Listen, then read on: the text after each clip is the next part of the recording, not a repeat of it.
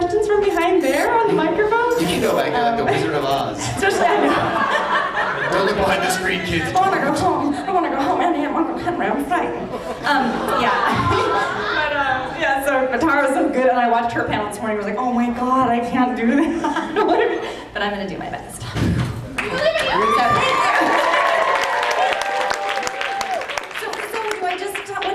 Ask me questions, or do I ask you a question, yes. So what's your favorite? What room are you staying in? You please. I'm with your wife. Yeah. Oh, well, please. You guys have fun. Take pictures. Yeah. Tell us as much as you want. When we go to Q&A, you let me know. Just like sort of like how I started and yeah, just talk, and then we can take questions. It's your show. Okay. Sure. I don't have any structure. That DC brought like a whole thing, like a computer thing, and yeah, I'm the not computer girl.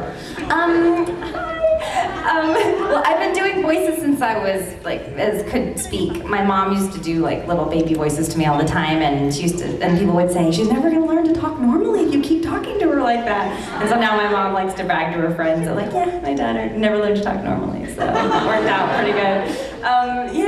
And then I would memorize sketches I really wanted to be a stand-up comic, so I memorized sketches from The Tonight Show and stuff, and when my mom was blow-drying her hair, I was doing it for her behind her. And then it was probably annoying after a while. And then when I got into high school, I really I would steal people's comedy material, which I did not know was not cool to do, and I would just perform it around town at any place that would let somebody who's under 18 do comedy.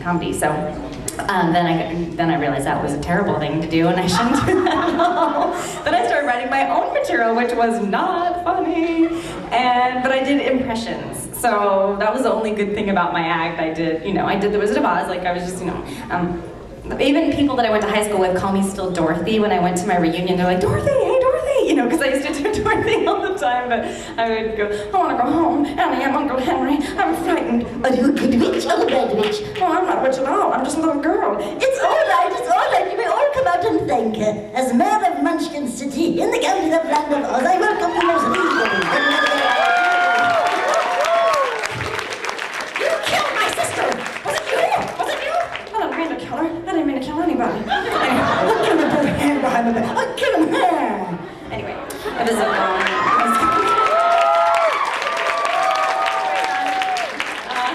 and then my boyfriend in high school was Mario Lopez. You know Mario Lopez from Saved by the Bell? Yeah, got a little bit of the lobe. Anyway.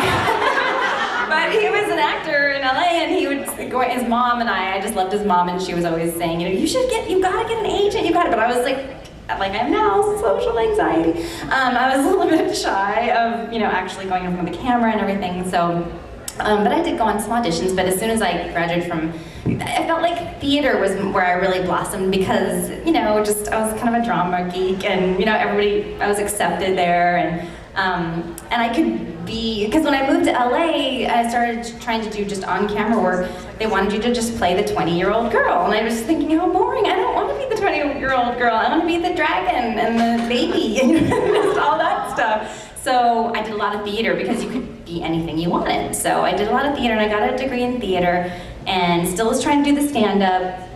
And finally this lady's like, your act is not great, but your impressions are good. And she's like, well, you're working on being funny. Maybe you could do some cartoon voices. So I thought, well, where do you do that? Let's go sign up for that, And it just ended up being a really long process because I had to make a tape, and then somebody has to listen to your tape, which nobody wants to because they say enough people doing it, and it's a really small world. But I was thinking, I know I could do that though. That's the one thing I really feel, because when I would go on camera auditions, I felt like, I'm sure there are other girls here that are probably just as good, if not better at this than I am. But the voices, I thought, I think I can really, I've been doing it my whole life, and I really, really think that I want it more than anybody else, and I really feel like if I keep trying, I can do it. And so I crashed an audition at Disney. My agent just said, I finally got an agent. And after a long time, nobody would listen to my tape. And finally she did. It's a big deal. Like when you look at a picture, it's easy to just look at a picture and go, we love you, you're great, you're pretty, but if a voice thing, it's like, oh, they gotta put it, back then, I'm old, and they had to put it like in the machine and with the thing, and it's kind of a pain in the butt.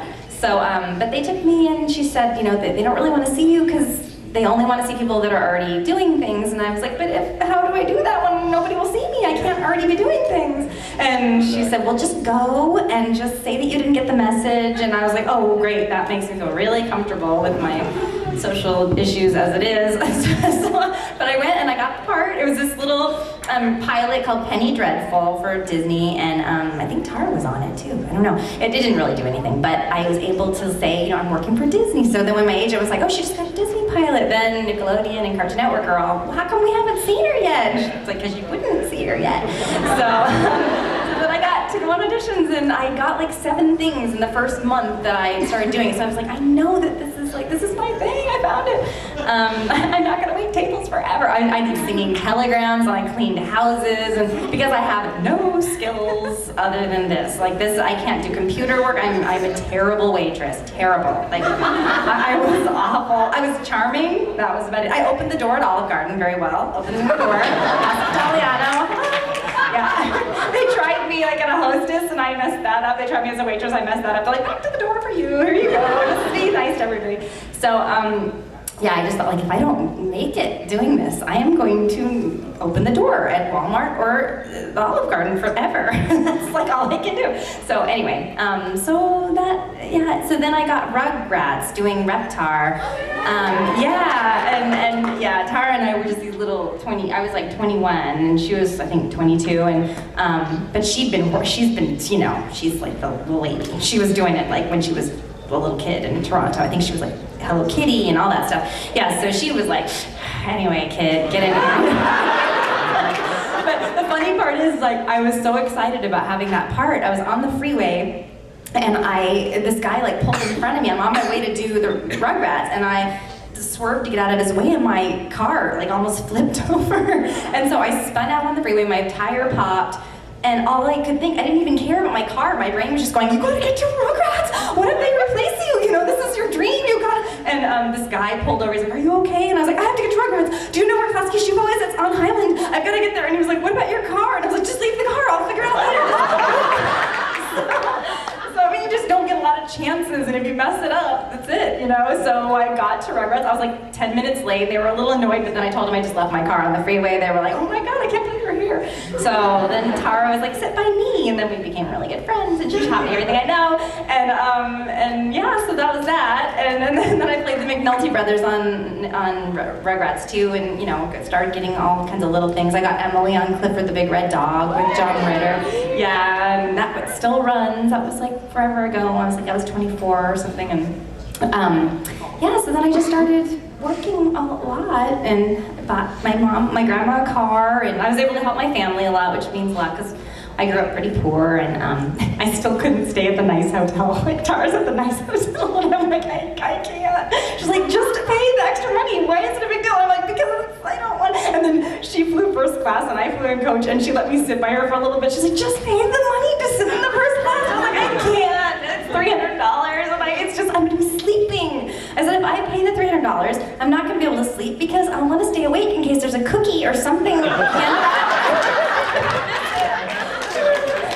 But she was so sweet. She like talked to the stewardess. She was like, can my friend, she's sitting in coach, can she just, there's this empty seat by me. So I was like, I like snuck up there and I like got the pillow and I slept for most of the time with her, and then I had to sneak back to my regular seat. And because it was hell. There was like a toddler next to me and then one in the front, and they were screaming, and I actually wanted to take a voice memo so that I could send it to Tara in first class of just like, you know, just like screaming. Oh, anyway, so yeah. Yes, that was a high here. No, usually I get lucky. I don't. Yeah. Anyway. So yeah, and then I did. Gosh, I don't know. Like I loved Grim and Evil. I loved playing Mandy. Like, that was a big thing. Oh well, yeah. Well, she is. You know, she just does nothing with her voice. You know?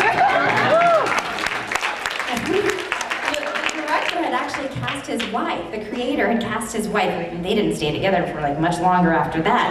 And she wasn't, you know, I don't know if she's watching this or hello, wherever you are.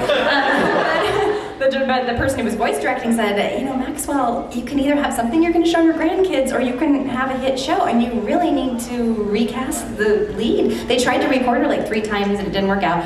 So I came in and Colette Sunderman, she just said, just do nothing, Grey, nothing. And I was like, okay, because I'm so bubbly. And she's like, less, just do less. And I was like, okay. And she's like, less, and okay. And I was like, okay. And she's like, perfect, that's her. So, yeah, and I got the pilot for Fairly Odd Parents, and that was, I told Victor, I was like, every show that you had that I've been on has done something, so always cast me in everything that you ever do, ever. He tried it once without me and it didn't go. So. But yeah, I'm always like, thank you for my life, Butch Hartman. Yeah, but it was sad because Mary Kay Bergman was a really good friend of mine. And people ask me about her a lot on the internet, and I don't know, it seems weird for me to answer questions like in front of people like on Twitter, or which I'm kicked off of, by the way. I don't know if anybody saw me on Twitter. So I decided to be the nice person that follows people back, because I thought, how cool, like if I was a fan of somebody and then they followed me back, that would be really awesome. Then they would get kicked off of Twitter, apparently, because you can't follow back to more than a certain amount of people in a small amount of time, and so they thought I was spam. This is the second time they thought I was spam. They want me to do the auto, they want you to do the auto follow if you're gonna follow people back, but I feel like that's just so impersonal. Like if I followed somebody who I knew automatically followed me back, then I wouldn't feel like that was as cool. So I want to do it like manually and write to people and stuff if they want to ask questions, and that way you can DM them. Like if they ask me something personal about Mary Kay, I'm not like, Mary Kay, you know, it can be just a personal thing. But Twitter's annoying, so I'm trying to get back on there. If you guys can help in any way, please tell Twitter I'm sorry that I'm nice. Or not. I play a mean person. But yeah, no, Mary Kay and I were very close. She was my first teacher, and she was just incredible. She could just voice match anything, and she was just, and at one point I was a little bit discouraged because I thought, gosh, you know, I don't know if I should, I was working at this job that was saying like, you're missing too much work because you're going on these auditions, and it was just a waiting tables job, but I was like, I don't know, maybe I shouldn't do it, maybe I should just stick to what's like, you know, a regular job. And she's like, are you crazy? Get rid of that, you've got to do this. So she kind of kept me doing it, and she was such a positive, happy person. It was just so out of the blue that she you know, I don't know if you guys know, but she, you know, she took her own life, and yeah, she was Daphne too. She was the original Timmy, and she, yeah, she was a really beautiful person and an amazing actress. So, and she taught me everything I know. And so anyway, it was really hard. Her husband came and stayed with me for a while afterward because he couldn't go back to their house. It was really sad. I'm just going to depress everybody for a while. Everybody, you were having a good time, and now you're not. But I didn't want.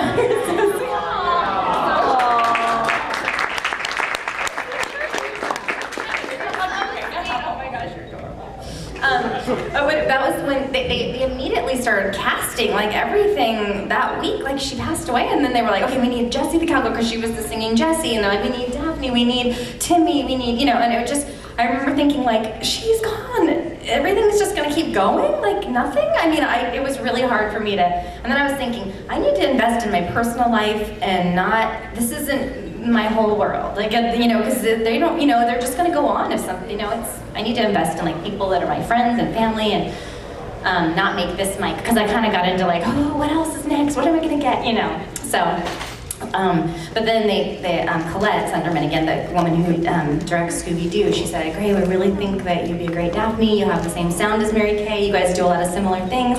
And I was like, absolutely not. I'm not going to do that. I'm not going to audition for anything. I couldn't imagine listening to her voice and trying to match her and trying to go in there and not break down crying.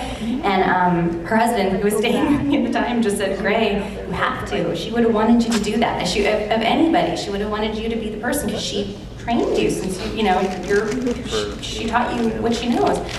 And so I thought, okay, I'm gonna go in, but I'm not gonna listen to her. I can't listen to her voice and try to match her. I'm just gonna go in and do my version of Daphne. And I did, and the engineer at the time said he got goosebumps. He goes, it was just like Mary Kay was in the room and you just were channeling her. He said, you just sounded just like her, and it was amazing. So I ended up getting Daphne, and that was awesome because there's new Scooby-Doos all the time. And I just feel like it's like her gift to me. You know, we both loved dachshunds, and she bought me this little Christmas ornament. I have little wire-hair dachshunds, and that's my favorite dog ever. And she gave it to me like a week before she passed away. So it was special to me. Like whenever I see it on my tree, I just think, thank you, Mary Kay, for another year of, you know, just being able to do what I love, and I just feel like she's my little angel. So anyway.